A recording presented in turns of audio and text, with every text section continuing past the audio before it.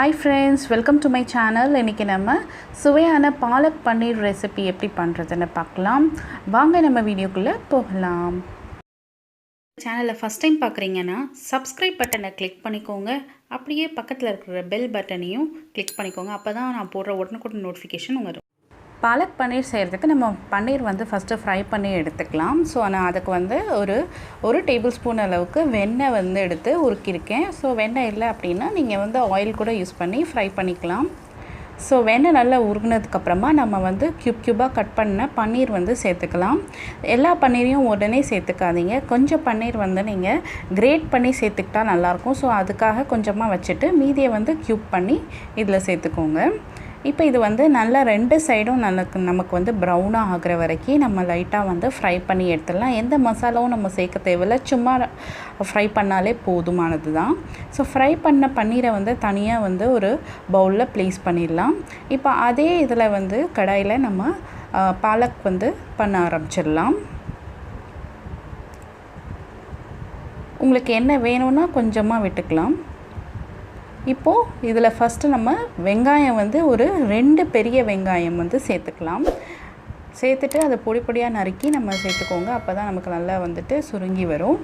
So இந்த பெரிய வெங்காயம் நல்லா நமக்கு முருவலாக வதங்குற வரைக்கும் வெயிட் பண்ணலாம்.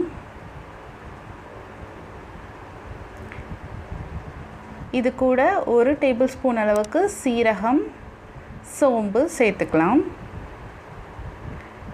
வெந்தயம் ஒரு 1/4 டேபிள் ஸ்பூன் அளவுக்கு சேர்த்துருக்கேன்.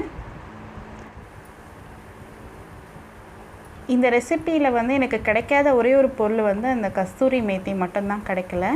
ஸோ அதை நான் எந்த இடத்துல ஆட் பண்ண சொல்கிறேனோ நீங்கள் அங்கே வாங்கி ஆட் பண்ணிக்கோங்க. இந்த லாக்டவுனில் எனக்கு அது கிடைக்க மாட்டேங்குது. இப்போ நான் பச்சை மிளகாய் ஒரு 3 பச்சை மிளகாய் சின்ன சின்னதாக நறுக்கி சேர்த்துருக்கேன். ஸோ இதில் நம்ம மசாலா கம்மியாக தான் சேர்க்க போகிறோம். இது தான் அதிகமாக சேர்க்க போகிறோம். காரத்துக்கு இது தான் நம்ம பண்ண போகிறோம். இப்போ 1 டேபிள் ஸ்பூன் அளவுக்கு இஞ்சி பூண்டு பேஸ்ட் சேர்த்துக்கோங்க. சேர்த்துட்டு எல்லாம் நல்லா பச்சை வாசனை போகிற அளவுக்கு நம்ம நல்லா வதக்கி எடுத்துக்கலாம். இப்போ நமக்கு நல்லா பச்சை வாசனை போயிடுச்சு. இப்போ நான் ஒரே ஒரு தக்காளி, பெரிய சைஸ் தக்காளி எடுத்துகிட்டு அதை குட்டி குட்டியாக நறுக்கி இதில் சேர்த்துக்கோங்க. இந்த ரெசிபி தான் ஒரிஜினலாக பாலக் பன்னீர் நம்ம நார்த் சைடில் செய்கிற ரெசிபி டைப். இப்படி தான் செய்வாங்க. இப்போ இது கூட கொஞ்சமாக தேவையான அளவுக்கு உப்பு சேர்த்துக்கோங்க.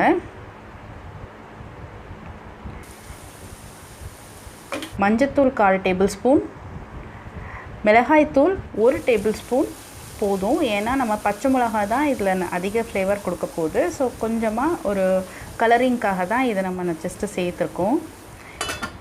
இப்போ இதை மூடி வச்சு நல்லா எண்ணெய் பிரிகிற அளவுக்கு விட்டுடலாம். நல்லா பாருங்கள், எண்ணெய் நமக்கு நல்லா பிரிஞ்சு நல்லா மசாலா வெந்துறதுக்கு. இப்போ நம்ம கீரையை நறுக்கி இதில் சேர்த்துக்கலாம். ஸோ ஒரிஜினலாக பார்த்திங்கன்னா நார்த் சைடில் இப்படி தான் கீரை பாலக் பன்னீருக்கு கீரை அப்படியே நறுக்கி தான் சேர்த்துப்பாங்க.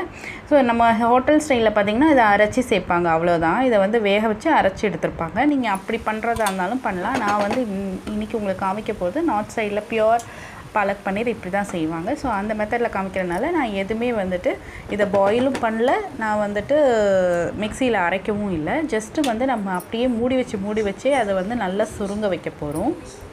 பார்த்திங்கன்னா 10 நிமிஷம் கழித்து ஓப்பன் பண்ண உடனே நமக்கு நிறைய கீரை இருந்தது. அது அப்படியே சுருங்கி கம்மியாயிடுச்சு. நீங்கள் பொடிப்பொடியாக நறுக்கினாலே போதும். கீரையை நமக்கு ஈஸியாக நம்ம அரைக்காமையே நமக்கு நல்ல ஒரு அதே ஃப்ளேவர் டேஸ்ட்டுக்கு கிடச்சிரும். இப்போ மறுபடியும் மூடி வச்சிடலாம். அப்போ தான் நமக்கு இன்னும் நல்லா சுருங்கி கீரை வெந்து வரும். இப்போ பாருங்கள், மறுபடியும் அதுலேருந்து ஒரு 1/4 கம்மியாயிடுச்சு. இப்போ நம்ம இந்த ஸ்டேஜில் தான் கஸ்தூரி மேத்தி சேர்த்துக்கணும். இப்போ நமக்கு நல்லா கீரை வெந்துருச்சு.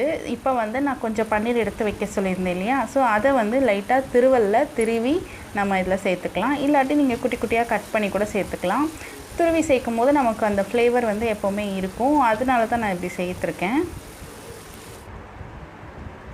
இது ஒரு 2 நிமிஷம் ஆனவுடனே நம்ம கொஞ்சமாக கிரேவி கன்சிஸ்டன்சிக்காக தண்ணி, ஏன்னா எல்லாமே வத்திடுச்சு. உங்களுக்கு கீரையெல்லாம் சுருங்கினவுடனே கிரேவியே ரொம்ப வத்திடுச்சு. ஸோ அதனால் கொஞ்சமாக தண்ணி மட்டும் ஊற்றி லைட்டாக கிரேவி கன்சிஸ்டன்சிக்கு கொண்டு வந்துடணும்.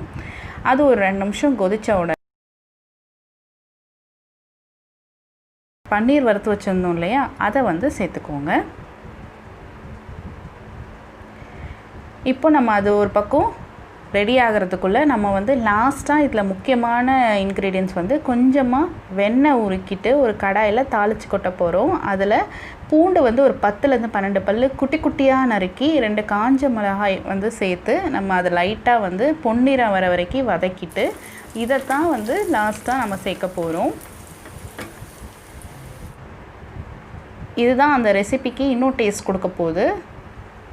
இப்போது நம்ம நல்லா பொன்னிறமாக வறுத்த உடனே இதை வந்து சேர்த்துக்கோங்க. அவ்வளோதான். இதுதான் நம்ம பாலக் பன்னீர். ஒரிஜினல் நார்த் சைடில் கிடைக்கிற பாலக் பன்னீர் இதுதான். இந்த மெத்தடில் தான் அவங்க செய்வாங்க. ஸோ எல்லாத்தையும் ஒரு வாட்டி மிக்ஸ் பண்ணிவிட்டு ஒரு 2 நிமிஷம் வச்சுட்டு நீங்கள் வந்து ஆஃப் பண்ணிடலாம். அவ்வளோதான், நம்ம பாலக் பன்னீர் ரெடி ஆயிடுச்சு. அவ்வளோதாங்க, நம்ம சுவையான பாலக் பன்னீர் வந்து ரெடி ஆகிடுச்சு. இந்த ரெசிபியை வந்துட்டு நீங்களும் ட்ரை பண்ணி பாருங்கள். இந்த வீடியோ உங்களுக்கு பிடிச்சிருந்ததா லைக் அண்ட் ஷேர் பண்ணுங்கள். மறக்காமல் நம்ம சேனலை சப்ஸ்கிரைப் பண்ணிவிடுங்க. தேங்க்ஸ் ஃபார் வாட்சிங்.